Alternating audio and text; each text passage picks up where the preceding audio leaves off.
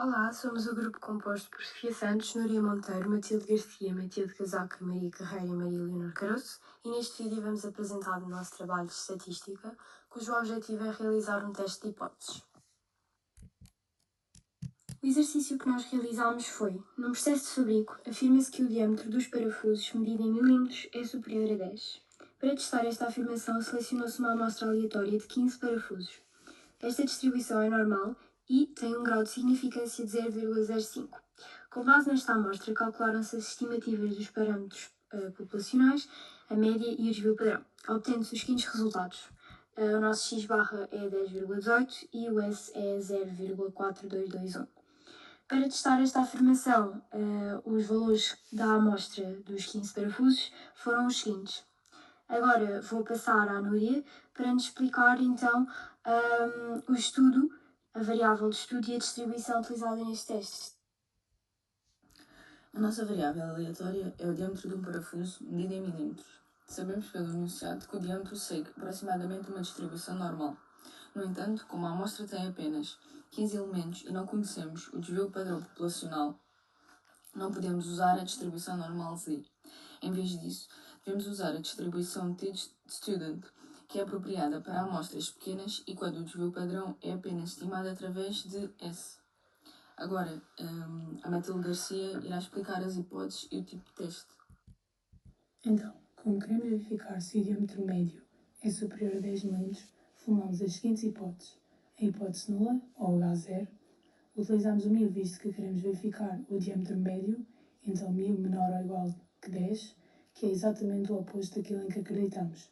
E de seguida, a hipótese alternativa, ou H1, de 1000 maior que 10, que é no fundo aquilo em que acreditamos. Ainda, isto trata-se de um teste unilateral à direita, porque só nos interessa confirmar se o diâmetro médio é maior que o valor de referência, que são 10 mm. E definimos o nível de significância como alfa igual a 0,05, o que significa que aceitamos um risco máximo de 5% de rejeitar a hipótese nula, caso ela seja verdadeira. Como a nossa amostra é pequena, com uma dimensão de 15, e não conhecemos o desvio padrão populacional, isto é, o sigma, então utilizamos a distribuição T-student. Agora a Matilde Casaca vai explicar como determinamos o valor crítico e a margem de erro. O próximo passo é calcular o valor crítico e o erro padrão. Sabemos que o valor de t com 14 graus de liberdade e um nível de significância de 0,05 é igual a 1,761. Calculamos o erro padrão da média dividindo o desvio padrão, que é 0,4221, pela raiz quadrada do tamanho da amostra, que é 15. O resultado dá aproximadamente 0,1089. De seguida, determinamos o valor crítico em termos da média amostral. O valor crítico é calculado somando a média hipotética de 10 ao produto entre o valor de t, que é 1,761, e o erro padrão da média, que é 0,1089. O resultado é aproximadamente 10,19. Isso significa que se a média observada for maior do que 10,19 mm, rejeitamos a hipótese nula. Calculamos a margem de erro multiplicando o valor de t pelo erro padrão da média, o que dá aproximadamente 0,191. Portanto, se a verdadeira média fosse 10 mm, estaríamos a observar médias entre 9,81 e 10,19 mm. Como a nossa média observada é de 10,18 mm, ela está dentro deste intervalo, o que sugere que não há evidências suficientes para rejeitar a hipótese nula. Agora passo a palavra à Maria Carreira, que vai explicar o p-value e a sua interpretação. O p-value é a probabilidade de observarmos uma média amostral tão extrema quanto a obtida, assumindo que a hipótese nula é verdadeira. No nosso caso, quanto menor for o p-value, maior será a evidência contra a hipótese nula. A regra de decisão é simples. Se o p-value for menor ou igual a 0,05, rejeitamos a hipótese nula. Se o p-value for maior do que 0,05, não rejeitamos a hipótese nula. Como o p-value é maior do que 0,05, não rejeitamos a hipótese nula. Isto significa que não temos evidência suficiente para afirmar que o diâmetro médio é superior a 10 mm. De seguida, a Maria Leonor Caroço vai apresentar a conclusão geral do nosso trabalho. Com base nos dados da amostra e nos cálculos realizados, podemos resumir o texto da seguinte forma.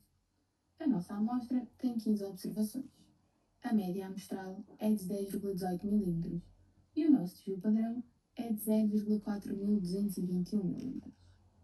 Como a nossa amostra tem apenas 15 observações e não conhecemos o desvio padrão da população, usamos então a tabela T de Student. Esta distribuição é usada apenas com amostras pequenas, ou seja, com valores inferiores a 30. Fomos assim à tabela da distribuição T e procuramos o valor correspondente a um nível de significância de 5% e 14 graus de liberdade, que é o nosso caso. O valor encontrado foi 1,761. Quanto aos 14 graus de liberdade, vêm de N-1, que no nosso caso o número de observações é 15, 15 menos 1, dá os 14 graus de liberdade. Quanto ao nosso valor crítico, é de 10,19 mm e o nosso p-value deu 0,06. A decisão final foi de não rejeitar a hipótese nula, porque quando o p-value, que neste caso é 0,06, é superior ao nível de significância, que neste exemplo é de 0,05, não temos razões para rejeitar a hipótese nula.